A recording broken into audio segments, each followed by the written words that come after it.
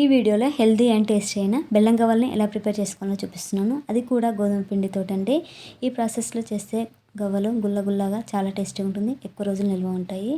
ఈ గవ్వలు చేసుకోవడానికి ఒక బౌల్లోకి 3 కప్పుల వరకు గోధుమ పిండి వేసుకొని చిటికెడంత సాల్ట్, వేడి చేసుకున్న నెయ్యి వేసుకొని పిండికి బాగా పట్టించిన తర్వాత కొంచెం కొంచెం వాటర్ పోసుకొని చపాతీ పిండిలాగా సాఫ్ట్ కలుపుకొని ఒక 30 నిమిషాల పాటు పక్క పెట్టండి.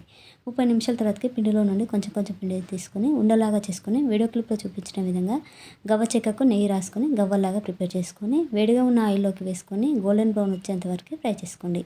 నిదానంగా ఫ్రై చేసుకుంటే క్రిస్పీగా ఫ్రై అవుతాయండి. ఇలా ఫ్రై అయిన తర్వాతకి పక్క పెట్టుకొని మరొక కడాయిలోకి 2 కప్పుల వరకు బెల్లం వేసుకొని ఒక 3 టేబుల్ స్పూన్ వరకు నీళ్ళు పోసుకొని పాకం అనేది ప్రిపేర్ చేసుకోవాలి. పాకం కొంచెం జిగురు అయితే సరిపోతుంది. ఆ తర్వాతకి ఇలాచి పౌడర్ వేసుకొని స్టవ్ ఆఫ్ చేసుకొని ముందుగా ప్రిపేర్ చేసుకున్న గవ్వలు మొత్తం వేసుకొని కలుపుకోవాలి.